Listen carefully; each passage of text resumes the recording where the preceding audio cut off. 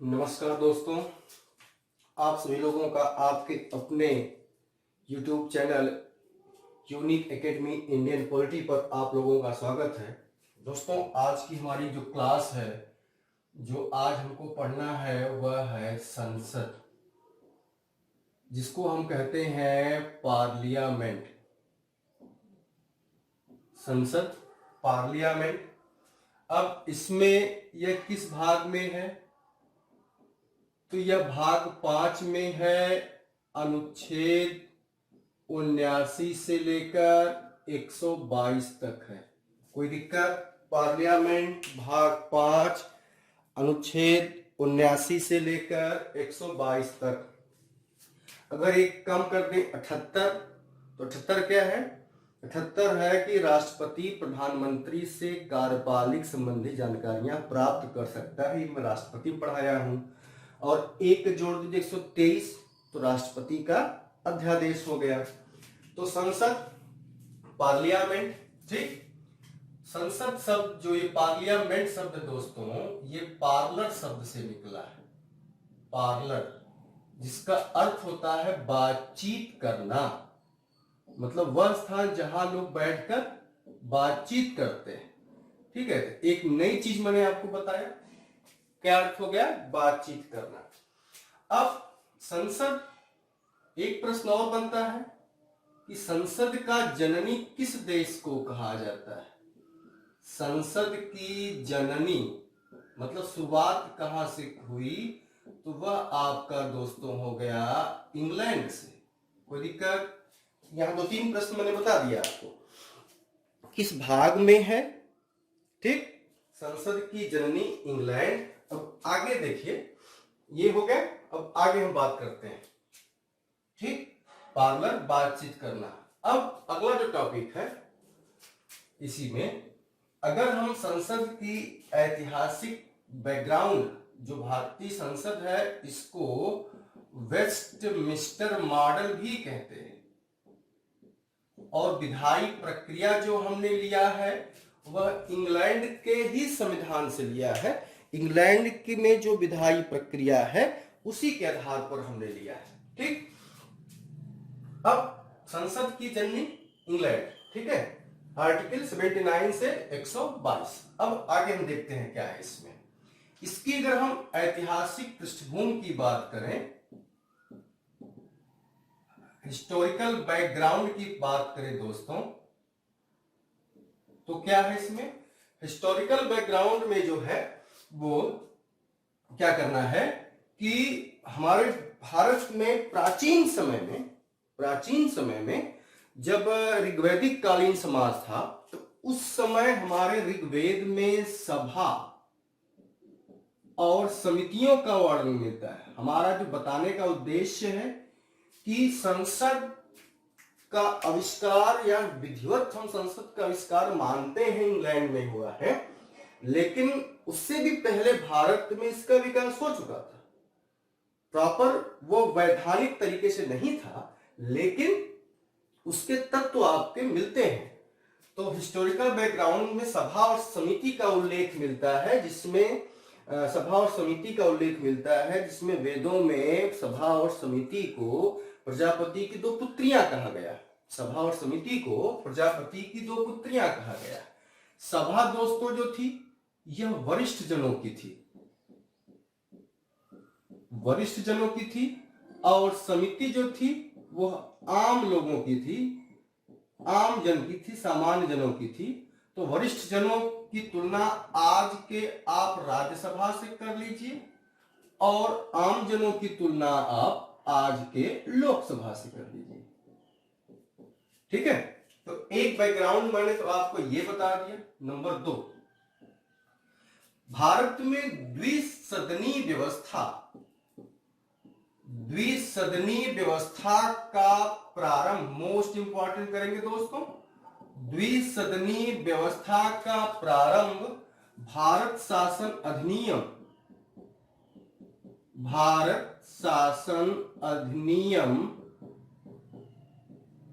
1919 से प्रारंभ होता है। भारत शासन अधिनियम 1919 से प्रारंभ होता है। इसी को दोस्तों कहते हैं मॉन्टेग्यू चेम्सफोर्ड सुधार अधिनियम। मोस्ट इंपॉर्टेंट, मॉन्टेग्यू चेम्सफोर्ड सुधार अधिनियम, इसी को मॉन्टेग्यू चेम्सफोर्ड सुधार अधिनियम कहा जाता है। ठीक है, भारत शासन अधिनियम, इसी को मॉन्टेग्यू चेम्सफोर्ड सुधार अधिनियम कहा जाता है। और द्विसदनी व्यवस्था का प्रारंभ यहीं से माना जाता है। भारत में द्विसदनी व्यवस्था का प्रारंभ जो है वो मॉन्टेग्यू चेम्सफोर्ड सुधार अधिनियम से माना जाता है। तो कुछ चीजें मैंने ऐतिहासिक यहां पर बता दिया। अब हम शुरू करते हैं आपके अकॉर्डिंग टू कॉन्स्टिट्यूशन। अनुच्छेद 79 क्या कहता है, ध्यान से सुने। अनुच्छेद 79 कहता है कि संघ में एक संसद होगी जो राष्ट्रपति,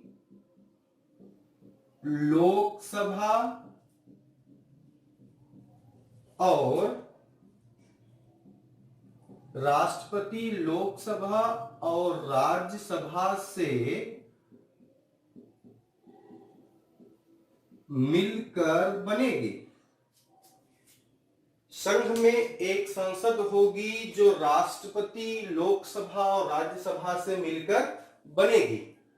यहां पर जो मैं बताना चाहता हूं, आखिरकार राष्ट्रपति न तो सदन के किसी सदन का सदस्य होता है, फिर भी उसको जो है संसद का अंग क्यों बनाया गया। ये आपके दिमाग में प्रश्न आए कि जब राष्ट्रपति, लोकसभा और राज्यसभा के किसी अंग का सदस्य नहीं बनता तो भी वह उसको संसद का अभिन्न अंग क्यों बनाया गया है, ये हमारा प्रश्न था। तो दोस्तों इसका आंसर क्या है, देखिए।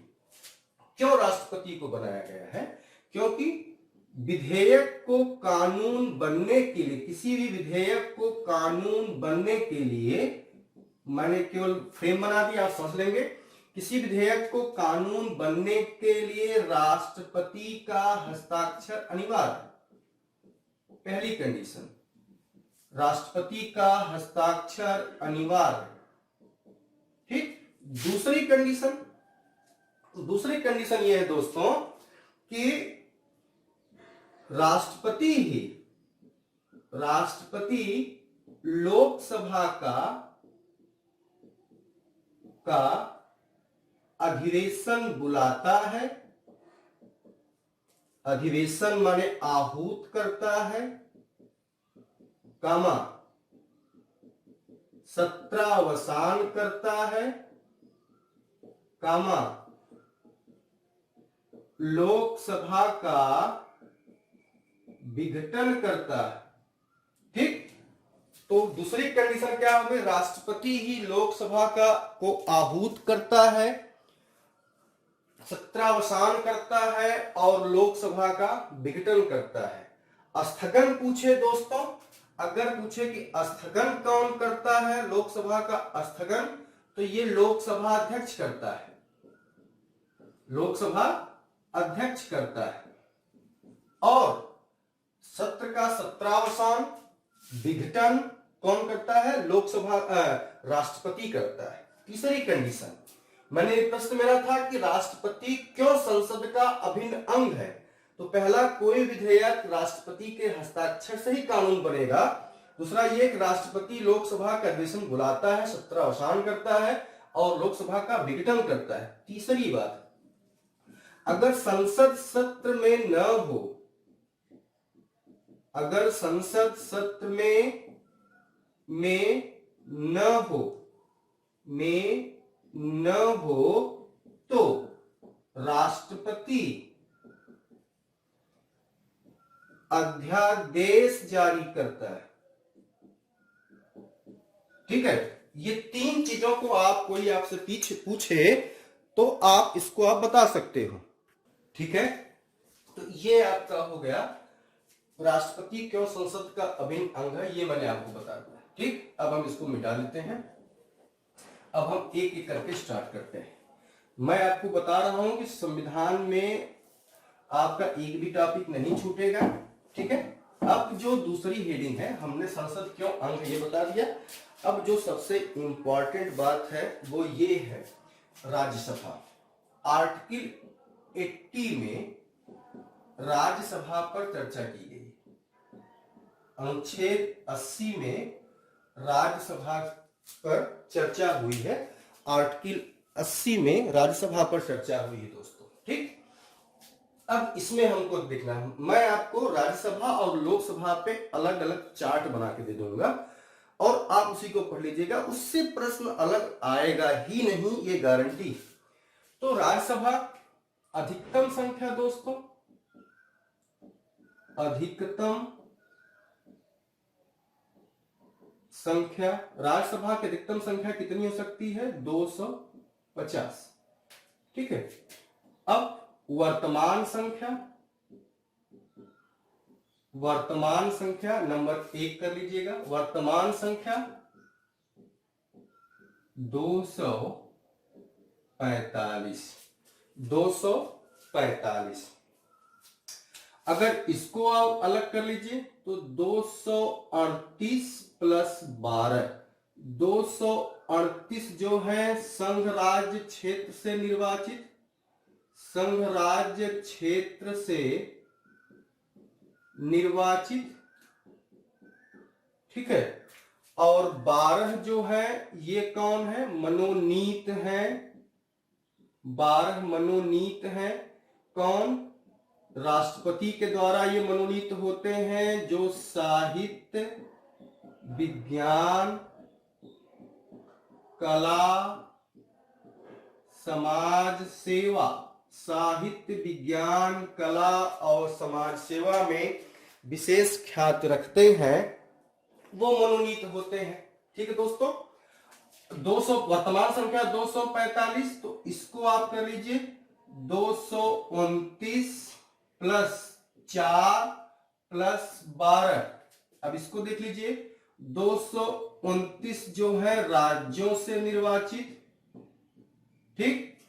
4 संघ शासित क्षेत्रों में, तो 4 जो है वह दिल्ली से प्लस पांडिचेरी से, ठीक। तो दिल्ली से 3 सदस्य आते हैं, एकदम अलग अलग बता रहा हूं। पांडिचेरी से 1 प्लस 12 जो कौन है? ये मनोनीत है, किसके द्वारा? राष्ट्रपति के द्वारा, ठीक है। यहां तो कोई दिक्कत नहीं होनी चाहिए आपको। अधिकतम पूछे तो आपका 250 दोस्तों, ठीक। और वर्तमान पूछे तो 245। 245 में 229 राज्यों से, 4 संघ शासित क्षेत्रों में केवल दो संघ शासित क्षेत्रों से। कौन कौन? दिल्ली और पांडिचेरी। तो दिल्ली से 3 और पांडिचेरी से 1। और 12 मनोनीत कौन? वही जो साहित्य, विज्ञान, कला और समाज सेवा। तो पहले में ये हो गया। अब इनका चुनाव कैसे होता है? नंबर 2, इन सदस्यों का चुनाव कैसे होता है? तो आप लिख लेंगे सदस्यों का चुनाव, सदस्यों का चुनाव एकल संक्रमणीय, एकल संक्रमणीय आनुपातिक, आनुपातिक प्रतिनिधित्व, प्रतिनिधित्व प्रणाली के आधार पर अप्रत्यक्ष रूप से, ठीक है। सदस्यों का चुनाव एकल संक्रमणीय आनुपातिक प्रतिनिधित्व प्रणाली के आधार पर अप्रत्यक्ष रूप से होता है। इनका निर्वाचन प्रत्यक्ष नहीं होता है, अप्रत्यक्ष होता है, ठीक। तो दूसरी बात ये हो गई, कौन लोग चुनते हैं, है? मतलब राज्यसभा के सदस्यों को कौन लोग चुनते हैं? तो इस प्रश्न का उत्तर हो जाएगा आपका नंबर 3। राज्यसभा के सदस्यों का निर्वाचन राज्य सभा के सदस्यों का निर्वाचन निर्वाचन राज्य विधानसभा के सदस्य करते हैं। राज्य विधानसभा के सदस्यों द्वारा होता है। ठीक है, राज्य विधानसभा के सदस्यों द्वारा होता है। ठीक। नंबर 4, राज्यसभा के सदस्यों का कार्यकाल कितना होगा? तो दोस्तों, सदस्यों का कार्यकाल 6 वर्ष होता है और हर 2 वर्ष बाद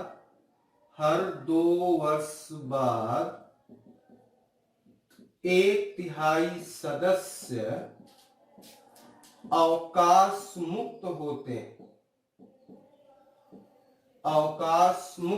हैं। सदस्यों का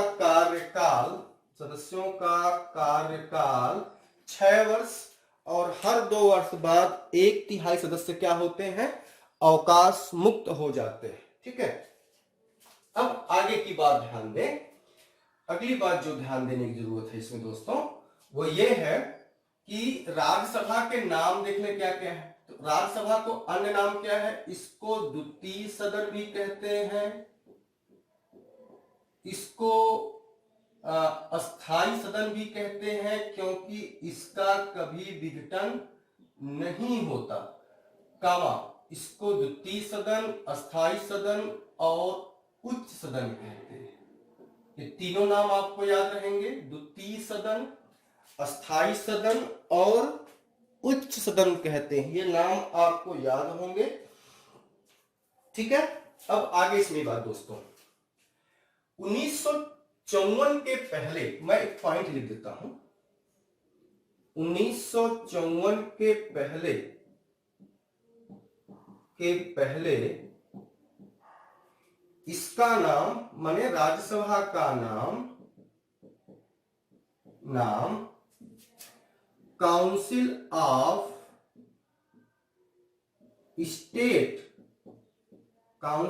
स्टेट माने कि राज्य परिषद था।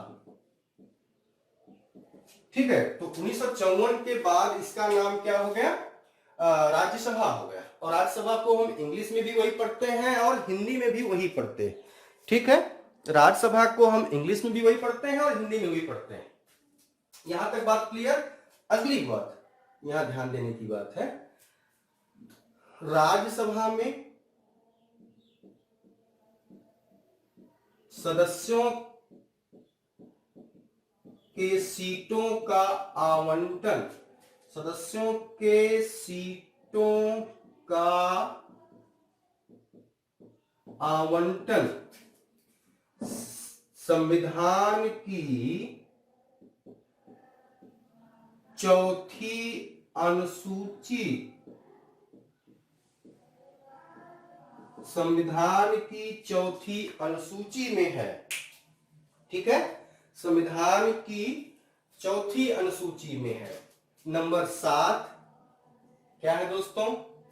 7, राज्यसभा में सीटों का बंटवारा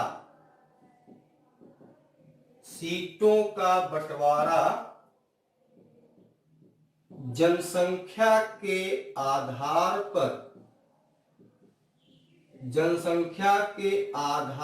पर किया गया।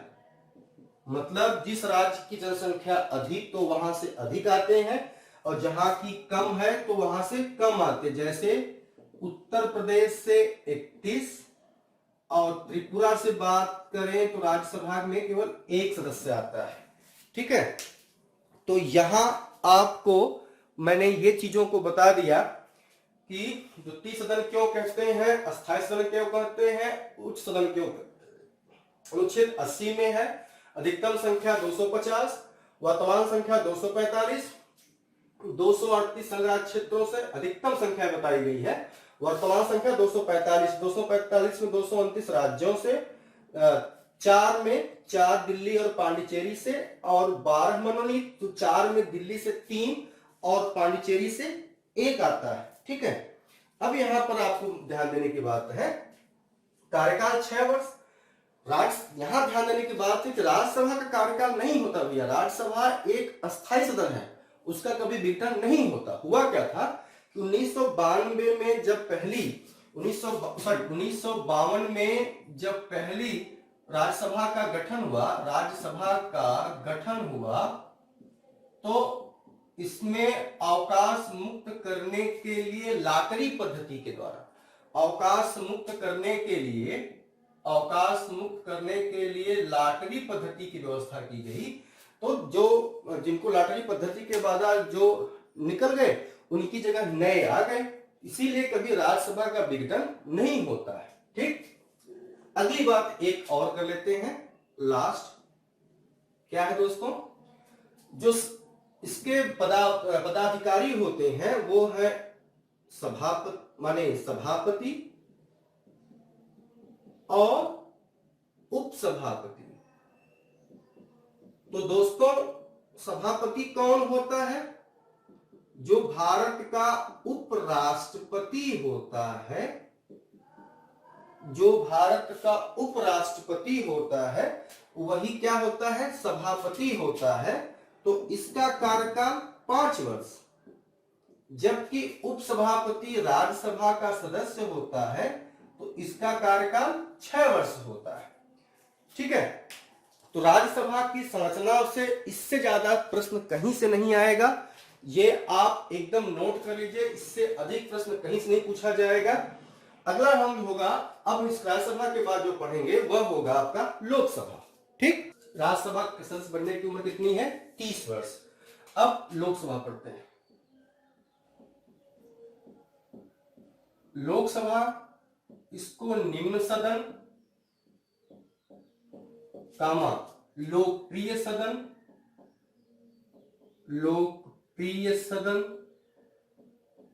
कामा अस्थायी सदन कहते हैं। लोकप्रिय सदन, कामा निम्न सदन, लोकप्रिय सदन और अस्थायी सदन कहते हैं। ठीक है, लोकप्रिय सदन, देखिए दोस्तों, लोकसभा इसी को निम्न सदन कहते हैं, लोकप्रिय सदन कहते हैं और अस्थायी सदन कहते हैं। मैं छूट गया था, यहाँ आप नोट कर लेंगे, राज्यसभा के सदस्यों की बनने की उम्र कितनी है? 30 वर्ष। ठीक है, अधिकतम संख्या पूछे तो आपका 552, 530 राज्यों से, 20 संघ शासित क्षेत्रों से और 2 क्या होते हैं? मनोनीत होते हैं। एंग्लो इंडियन किसके द्वारा? राष्ट्रपति के द्वारा। वर्तमान संख्या कितनी है? 545, 530 राज्यों से, 13 संघ शासित क्षेत्रों से और 2 जो मनोनीत होते हैं। तो ये वर्तमान हो गया। अब ये 2 मनोनीत पर मैं बहस कर रहा हूं, 2 मनोनीत पर मैं आपसे बात कर रहा हूं कि 1960 के बाद यह हर वर्ष 10 वर्ष के लिए बढ़ाया गया। 95वें संविधान संशोधन 2020 तक यह बढ़ा दिया गया था, इसमें चल रहा 2020 तक बढ़ा दिया गया था।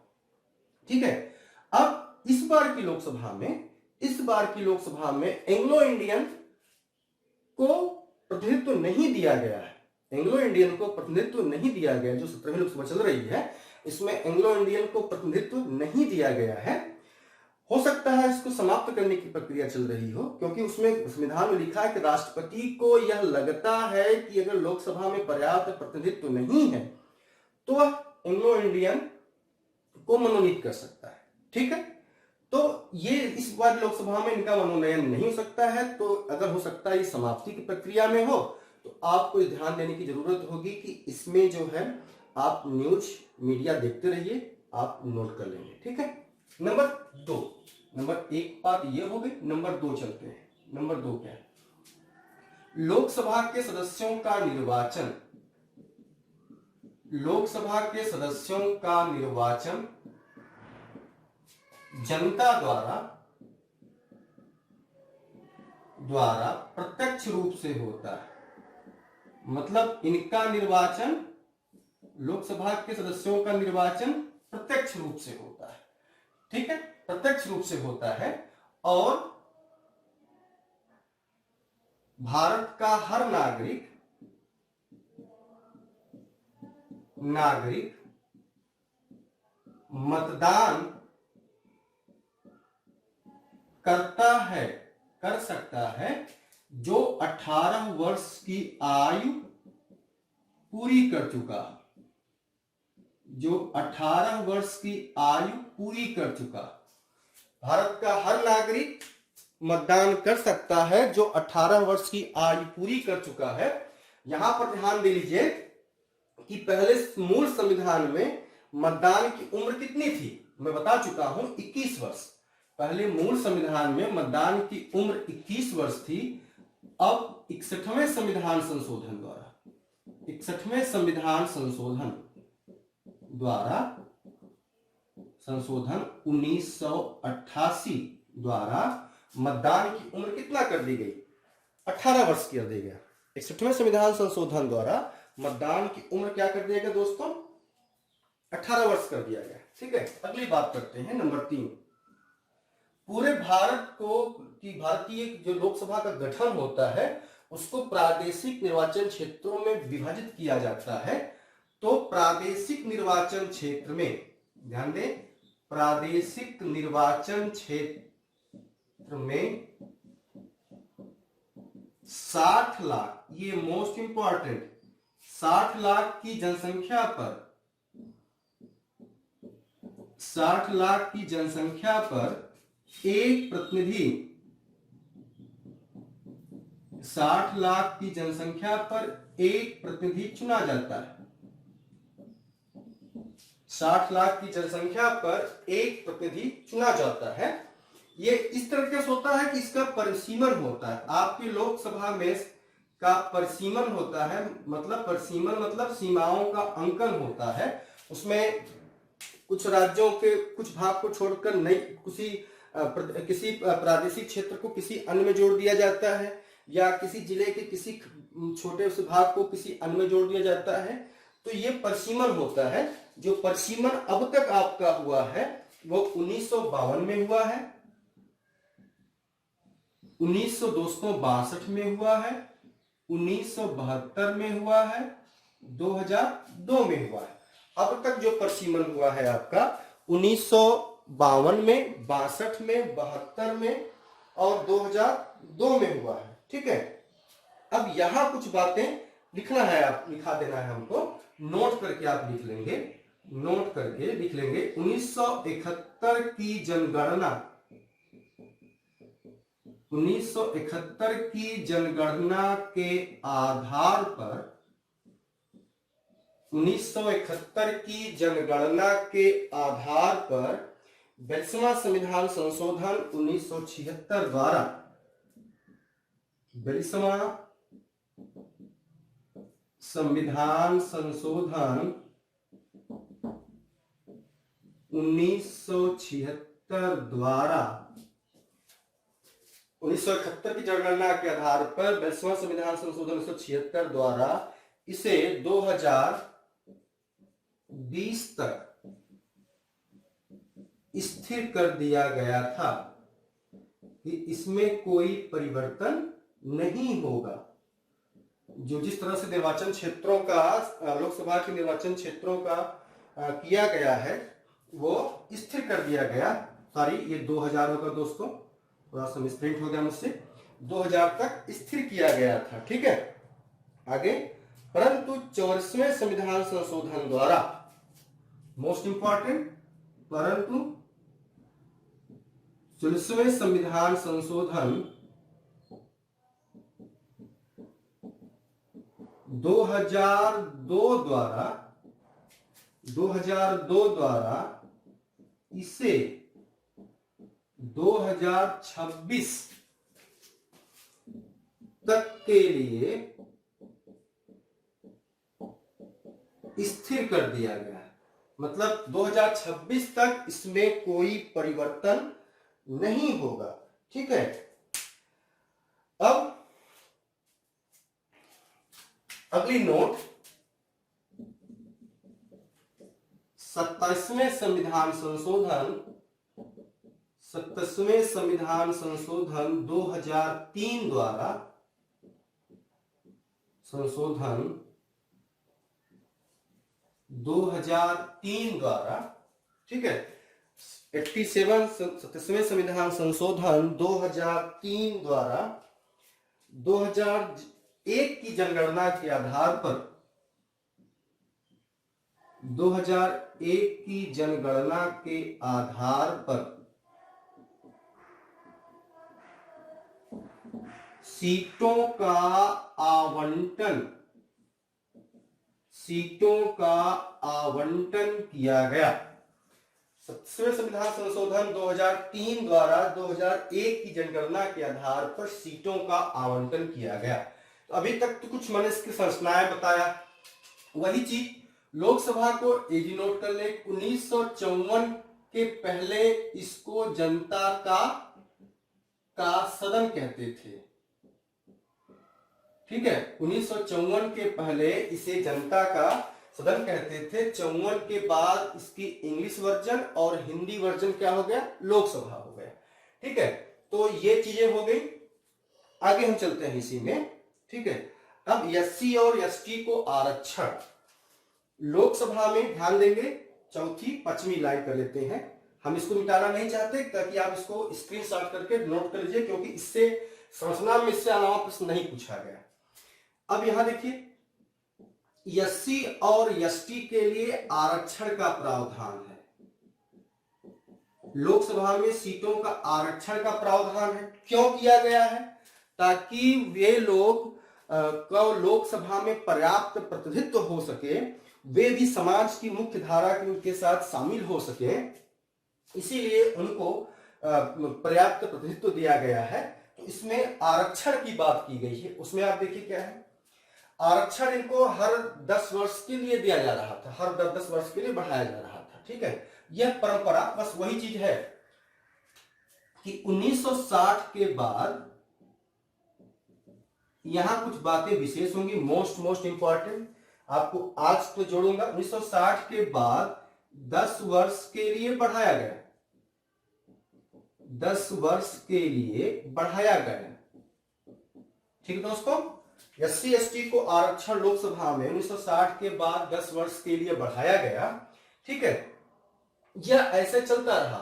फिर वही 95वां संविधान संशोधन, मैं यहां लिखा हूं, आप देख लीजिए, संविधान संशोधन द्वारा इसे 2020 तक बढ़ाया गया।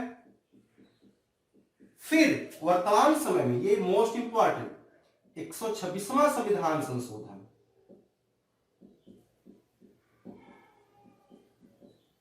संशोधन 2020 में ये जो आरक्षण है, आरक्षण जो है 2030 तक बढ़ा दिया गया। मतलब ये 2030 के बाद फिर इसमें कुछ परिवर्तन होगा या नहीं होगा, ये भविष्य की बात है। लेकिन वर्तमान की बात यह है कि 126वां संविधान संशोधन द्वारा एससी एसटी को लोकसभा में आरक्षण जो है 2030 तक क्या किया गया, वो बढ़ा दिया गया है, ठीक है दोस्तों। अब इसमें जो है, जिस तरह से मैंने पढ़ाया, आपके राज्यसभा में सभापति और उपसभापति होता है, तो लोकसभा में क्या हो जाएगा, लोकसभा में हो जाएगा लोकसभा अध्यक्ष और उपाध्यक्ष, ठीक है। लोकसभा अध्यक्ष और उपाध्यक्ष। एक चीज और छूट रही है कि लोकसभा का सदस्य बनने की मिनिमम उम्र कितनी है। तो मैं यहां दिखा देता हूं, समझ लीजिएगा। लोकसभा का सदस्य बनने की न्यूनतम जो उम्र सीमा है 25 वर्ष। ध्यान देंगे, अगर अधिकतम पूछे तो वो आप लिख देंगे, साहब संविधान में इसका उल्लेख नहीं है, ये प्रश्न में होगा। अधिकतम कोई बातें नहीं है, न्यूनतम आप कम से कम 25 वर्ष की आयु पूरी कर चुके हो, लाभ का पद धारण करते हो, पागल दिवालिया ना हो। तो ये आप बेसिक 6, 7, 8, 9, 10 में पढ़े होंगे। मेन आपको जान लेना है 25 वर्ष, 30 वर्ष, ठीक है। 30 वर्ष किसकी है, राज्यसभा की है, और लोकसभा कितनी है, 25 वर्ष है। तो इसमें से कोई दिक्कत आपको नहीं होगी। लोकसभा निम्न सदन, लोकप्रिय सदन, अस्थायी कहते हैं। अस्थायी इसलिए कहते हैं कि अगर अविश्वास का प्रस्ताव पास हो गया तो ये सदन अपने आप समाप्त हो जाएगा। हाँ, एक बात और दोस्तों जो सबसे इंपॉर्टेंट है, और इसको मैं बहुत इंपॉर्टेंट कह रहा हूं, 6वें नंबर पे होगा, बहुत इंपॉर्टेंट होगा। आप तक मेरी आवाज जा रही होगी, आप दो ध्यान से लीड लगाकर सुनिएगा। क्या है दोस्तों, ये देखिए, आपातकाल के समय, मोस्ट इंपॉर्टेंट कर लेंगे मेरे भैया, आपातकाल के समय संसद का कार्यकाल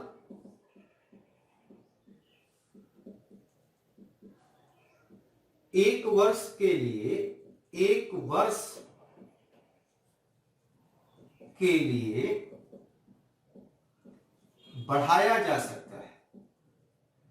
ठीक है, आपातकाल के समय संसद कार्यकाल 1 वर्ष के लिए बढ़ाया जा सकता है, और आपातकाल समाप्ति पर, बहुत पूछा गया प्रश्न है, समाप्ति पर 6 माह से अधिक नहीं होगा, 6 माह से अधिक नहीं होगा। ठीक है, आपातकाल समाप्ति पर या 6 माह से अधिक नहीं होगा। तो आज की क्लास में हमने राष्ट्रपति क्यों संसद का अभिन्न अंग वो पढ़ लिया, आप एक बार रिवाइज कर लीजिए अपने आप को। नंबर 2 हमने पढ़ लिया कि राज्यसभा का गठन कैसे होता है। नंबर 3 हमने पढ़ लिया कि लोकसभा का गठन कैसे होता है और उसकी रचना कैसे है, कैसे उनका निर्वाचन होता है, क्या प्रोसेस है, मैंने इसमें बता दिया। 60 लाख की जनसंख्या पर, ये मोस्ट इंपॉर्टेंट है, ये जल्दी में प्रश्न आया था, स्टेट पब्लिक एग्जाम में आया था, लोकसभा की परीक्षा में आया था कि कितनी जनसंख्या पर एक प्रतिनिधि चुना जाता है, तो 60 लाख की जनसंख्या पर एक प्रतिनिधि चुना जाता है। ठीक है, तो ये अभी तक सिस्टम आपका 2026 तक स्थिर कर दिया गया है, इसमें कोई परिवर्तन नहीं होगा। कल की क्लास में हम पढ़ेंगे संसद के प्रमुख पदाधिकारियों के बारे में, उनके कार्यों के बारे में, और उनके द्वारा किए उनके क्या भूमिका है उसके बारे में पढ़ेंगे, फिर शक्तियां पढ़ेंगे। तो आज के लिए हमारी क्लास यहीं तक। आपको से मैं विनम्र निवेदन करूंगा कि मेरी वीडियो लास्ट तक देखें और फिर चैनल को सब्सक्राइब करें। बहुत बहुत धन्यवाद। ठीक, जय, धन्यवाद।